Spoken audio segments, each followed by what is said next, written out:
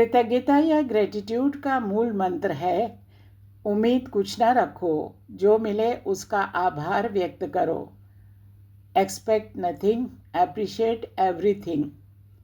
एक और कभी पुरानी न पढ़ने वाली पंक्ति है, यादें हमारी समयातीत खजाने होती हैं। अगर इन दोनों लाइंस को एक शक्ल में ढालना चाहें तो वो चेहरा होगा एक माँ का, और ये कहना गलत नहीं होगा कि every day is mother's day. आज माँ से जुड़ी 3 छोटी छोटी कहानियाँ हमने मन के मौसम के लिए चुनी हैं। पहली कहानी है पन्ना धाय। 16वीं शताब्दी में पन्ना धाय राणा सांगा के पुत्र राणा उदय सिंह की धाय माँ थी। वो एक खींची चौहान राजपूत थी। रानी कर्णावती ने बहादुर शाह द्वारा चित्तौड़ पर हमले में हुए जौहर में अपना बलिदान दे दिया था। उदय सिंह की परवरिश पन्ना को सौंपी गई। दासी पुत्र बनवीर चित्तौड़ का शासक बनना चाहता था। एक रात महाराणा विक्रमादित्य की हत्या कर वो उदय सिंह को मारने उसके महल की तरफ गया। एक पत्तल बनाने वाले ने इसकी खबर पन्ना को दी। पन्ना ने उदय सिंह को एक बांस की टोकरी में सुलाकर पत्तलों से ढककर एक बारी जाति की महिला के जरिए चित्तौड़ से बाहर भेज दिया। बनवीर को धोखा देने के लिए पन्ना ने उदय सिंह की ही उम्र के अपने बेटे को उदय सिंह के पलंग पर सुला दिया। बनवीर खून से भरी तलवार लेकर आया और उदय सिंह के बारे में पूछा। पन्ना ने पलंग की तरफ इशारा किया। बनवीर ने पन्ना के पुत्र को उदय सिंह समझकर मार डाला। पन्ना खामोशी से सब देखती रही। बनवीर के जाने के बाद अपने मृत पुत्र को चूम कर पन्ना राजकुमार उदय सिंह को सुरक्षित स्थान पर ले जाने के लिए चल पड़ी। पन्ना और उसके विश्वास पात्र सेवक उदय सिंह को लेकर कुंभलगढ़ पहुंचे। किलेदार आशा देपुरा राणा सांगा के समय से सेवा में था। आशा ने उदय सिंह को अपने साथ रखा। उदय सिंह उस समय 15 साल के थे। मेवाड़ी उमरावों ने उदय सिंह को 1536 में महाराणा घोषित किया। उदय सिंह ने 1540 में चित्तौड़ पर अधिकार कर लिया। मेवाड़ के इतिहास में जिस गौरव से महाराणा प्रताप को याद किया जाता है, उसी गौरव के साथ पन्ना धाय का भी नाम लिया जाता है। विश्व इतिहास में ऐसा दूसरा उदाहरण नहीं है। दूसरी कहानी एक जापानी माँ की है। ये एक सच्ची कहानी है माँ के बलिदान की। एक बार जापान में भूकंप आया। भूकंप के बाद जब बचाव कर्मी एक महिला के खंडहर हो चुके घर पर पहुंचे तो उन्हें मलबे में दबी महिला का शव मिला।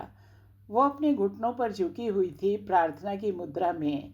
उसका शरीर आगे को झुका हुआ था। उसके हाथों में कोई सामान फंसा था।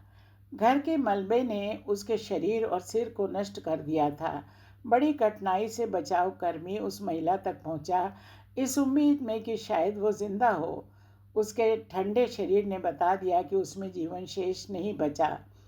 वो बचाव कर्मी अपनी टीम के साथ अगली इमारत के मलबे की तरफ बढ़ा। पता नहीं किस वजह से सुरक्षा कर्मी वापस उस मृत महिला के पास लौटा। फिर से एक बार उसने नीचे की संकरी जगह को खकोड़ा। अचानक वो जोर से चीखा, बच्चा, यहाँ एक बच्चा है। सबने महिला के शव के आसपास का पूरा मलबा हटाया। माँ के मृत शरीर के नीचे एक फूलदार कंबल में उसका 3 महीने का बच्चा था। जब भूकंप से पूरा घर ढह रहा था तो माँ ने अपने शरीर से बच्चे के लिए कवच बनाया। वो बच्चा बड़ी शांति से सो रहा था। उन्होंने जब कंबल हटाया तो एक मोबाइल मिला। उसकी स्क्रीन पर एक मैसेज लिखा था, अगर तुम बच गए तो तुम्हें ये याद रहेगा कि मैं तुम्हें प्यार करती हूँ। एक से दूसरे हाथ में वो मोबाइल घूम रहा था। संदेश पढ़ने वाले हर शख्स की आंखों में आंसू थे। ऐसा होता है एक माँ का अपने बच्चे के लिए प्यार। हर बच्चे को माँ के बेपनाह प्यार की कद्र करनी चाहिए। तीसरी और आखिरी कहानी है थॉमस अल्वा एडिसन की। अपनी छुट्टपन में एक दिन थॉमस अल्वा एडिसन स्कूल से घर आए। एक कागज़ उन्होंने अपनी माँ को दिया और कहा, माँ, मेरी टीचर ने इसे दिया है कि इसे सिर्फ तुम्हें पढ़ना है। पढ़कर बताओ इसमें क्या लिखा है। माँ की आंखें भर आईं। उसने ऊंची आवाज़ में पढ़ा, आपका बेटा एक जीनियस है। ये स्कूल उसके लिए बहुत छोटा है। यहाँ उसके पढ़ाने लायक योग्य टीचर भी नहीं है। इसे आप खुद पढ़ाएं। जब तक एडिसन की माँ जीवित रहीं, उन्होंने उसे पढ़ाया। उनकी मौत के काफ़ी सालों बाद एडिसन अपनी शताब्दी के सबसे महान आविष्कारक बने।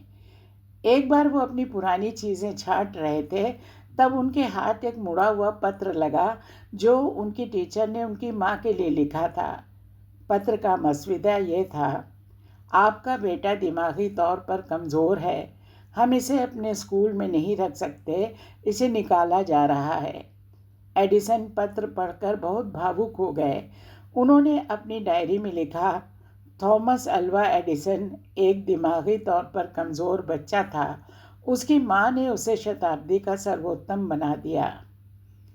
ऐसा हो सकता है कि माएँ अपने पीछे बच्चों के लिए आर्थिक विरासत न छोड़ जाएं, लेकिन एक माँ अपने बच्चे के दिल में हौसले के जो बीज बोती है, वो उसकी सबसे बड़ी विरासत होती है। नमस्कार।